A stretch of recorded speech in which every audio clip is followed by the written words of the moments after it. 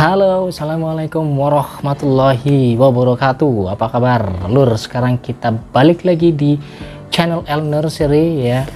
Jangan lupa subscribe dulu channel El Nursery supaya kita bisa berkembang, dan ingat, subscribe itu gratis. Oke guys, di video kali ini kita mau upek-upek atau bahas tentang baby aglonema. Gimana sih caranya merawat baby aglonema atau tunas aglonema ya, kayak gini nih.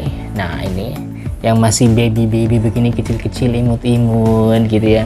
Ini lagi nih saya ada juga ya, ini yang masih imut-imut begini. Oke, ini nggak sembarangan loh ya, jadi butuh apa namanya, trik khusus ya. Beda dengan yang induk-indukan yang udah gede-gede gitu ya. Jadi merawat yang bayi-bayi seperti ini, bayi gitu ya, ini bayi tanaman ya, masih kecil-kecil, ini udah agak gede sih benar.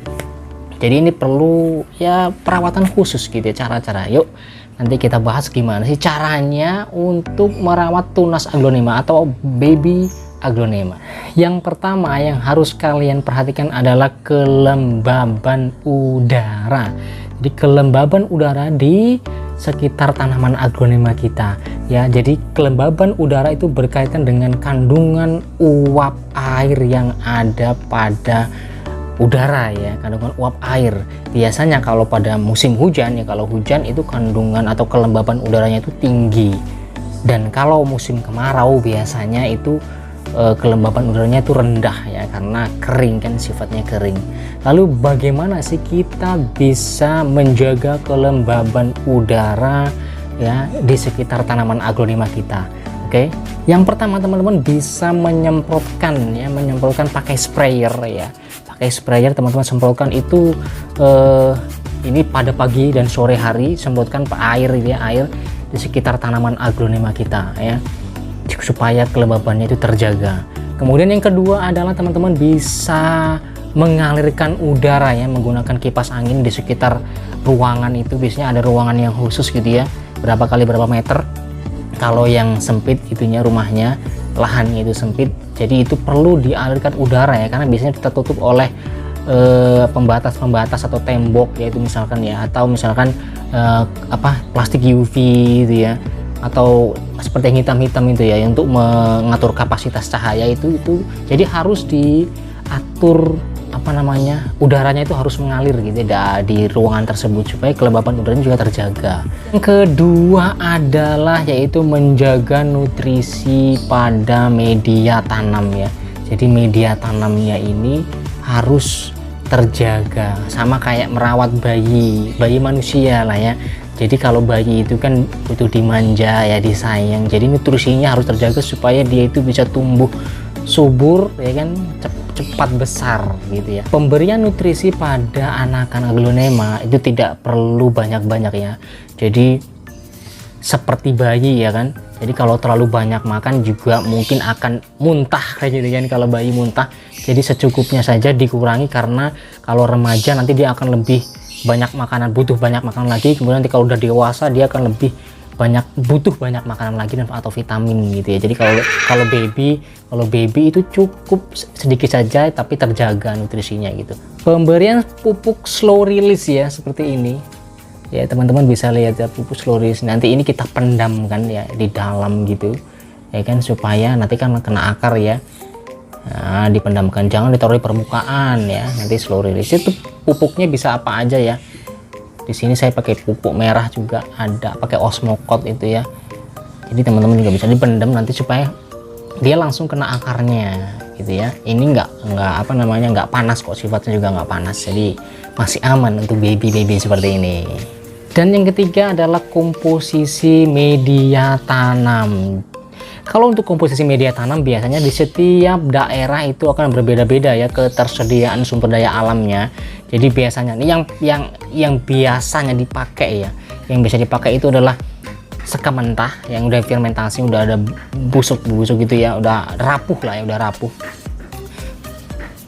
Kemudian ada juga sekam bakar, campuran sekam bakar yang bagus, sekam bakar. Kemudian ditambah dengan apa itu namanya, kotor kohe ya, kohe kambing, kohe sapi yang sudah lama gitu ya, tinggal siap pakai. Nah itu untuk campuran 3 bahan ini saja teman-teman. Kalau ini intinya seperti itu, jadi intinya porositasnya harus terjaga ya, 3 itu saja sudah cukup. Tapi kalau teman-teman punya kayak misalkan daun bambu yang sudah lapuk, itu bagus. Kemudian akar pakis juga itu teman-teman bisa campurkan ya, bagus juga itu ya.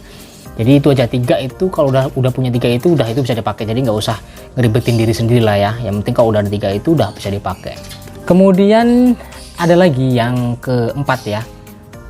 Yang keempat itu pemberian pupuk daun ya. Jadi selain pemberian pupuk melalui media tanam yang diserap oleh akar, teman-teman kita juga penting untuk pemberian pupuk melalui daun ya. Jadi kalau bisa teman-teman nanti pakai Gandasil D ataupun Growmore juga bisa ya. Secukupnya aja karena itu agak panas sifatnya ya. Jadi bisa disemprotkan itu di balik daun seperti ini ya, di balik daunnya. Karena di balik daun itu lebih banyak stomatanya ya, stomata. Jadi dia lebih banyak terserap ya. Kalau di sini lebih sedikit ya, di permukaan daun sini lebih sedikit stomatanya, banyak lagi di sini. Jadi pada pagi hari teman-teman bisa semprotkan ini ya di balik daun, secukupnya saja, nggak usah terlalu basah ya pakai sprayer gitu. Kenapa kita harus pupuk melalui daun? Karena supaya ya tadi menjaga supaya corak-corak daunnya ya, corak daun seperti ini itu nanti dia keluar gitu ya, dari daun. Karena daun juga butuh vitamin ya kan, butuh nutrisi gitu, apalagi masih baby seperti ini. Nanti kalau kita jaga dari kecil, kita sayang, maka nanti dia besarnya itu akan memunculkan warna-warna yang indah dan corak-corak yang sangat indah gitu ya. Dan yang selanjutnya, yang kelima adalah gimana caranya supaya anak-anak ini nggak terserang hama ataupun jamur ya, serangga gitulah dan semacamnya. Karena kalau masih baby kan mungkin dia perlawanannya dia nggak ngelawan ya, karena masih baby gitu.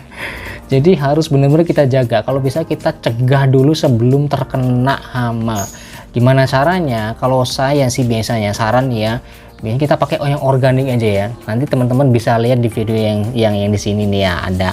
Saya sudah bikinkan gimana caranya organik ya untuk mencegah dari jamur ataupun hama atau insektisida itu ya. Teman-teman bisa cek di sini.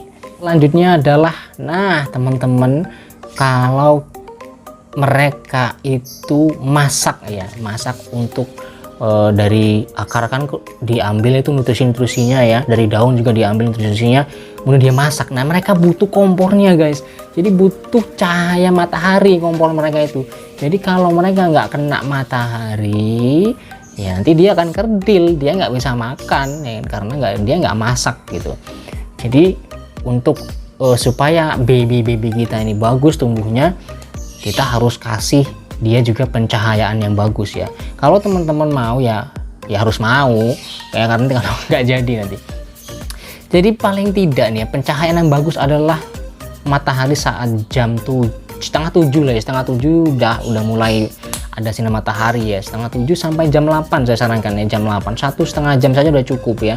Kalau biasanya kan ada rumah-rumah yang nggak kena matahari itu kadang-kadang ya kan. Kalau udah pembibitan atau pertanian, tani aglonema, itu udah biasanya udah beda lagi. Dia udah pakai plastik UV ya, kemudian pakai waring gitu ya untuk mengurangi intensitas cahaya. Itu juga bagus. Tapi kalau buat rumah-rumah yang biasanya cuma terkena yang ngadepnya ke selatan atau ke utara, nah itu agak repot tuh biasanya. Jadi kita harus panasin, ini telaten gitu ya. Ini panasin dari jam 7 sampai jam 8, 1 jam aja. Kalau nanti warnanya dia akan keluar gitu. Dan selain itu ya, cahaya matahari bukan hanya untuk masak aja. Jadi cahaya matahari itu juga bisa mencegah ya jamur-jamur yang ada di media tanam.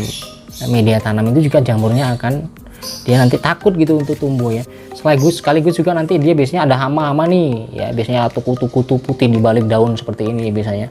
Nah itu kan dia biasanya berlindung di bawah daun itu. Kenapa dia? Karena dia takut matahari dia. Jadi kalau dia kena matahari dia sebenarnya kabur dia. Jadi matahari itu nggak cuma buat masaknya dia. Jadi sinar matahari itu buat tadi tuh banyak pencegahan ya berbagai macam penyakit dan hama. Dan yang terakhir teman-teman, adalah teman-teman boleh pakai ini nih, kasih namanya lumut ya. Jadi ini kayak semacam selimut lah ya. Jadi kalau baby itu anak-anak kecil-kecil bayi itu kan biasanya kita kasih selimut kan. Jadi ini kalau menurut saya adalah selimutnya mereka nih. Jadi mereka tuh bukannya kedinginan, bukan, tapi mereka supaya lembab ya, menjaga kelembaban media tanam. Jadi dia seneng nih kalau ada lumut-lumut begini nih ya. Nah, coba teman-teman kasih ini tips yang terakhir nih buat yang baby. Kita manja mereka, kita manjain mereka, kita sayang mereka, insya Allah nanti dia akan memanjakan mata kita guys. Oke, jangan lupa channel Elnership di subscribe, tekan tombol subscribe-nya ya, harus ditekan. Insya Allah gratis itu ya, karena kita akan berkembang karena teman-teman juga yang dukung gitu ya. Jadi kalau nggak teman-teman dukung, kita mau jadi apa gitu. Jadi sangat membantu subscribe teman-teman. Oke, jangan lupa di subscribe dan komen, tekan tombol notifikasinya, lonceng. Oke, thank you. Assalamualaikum warahmatullahi wabarakatuh.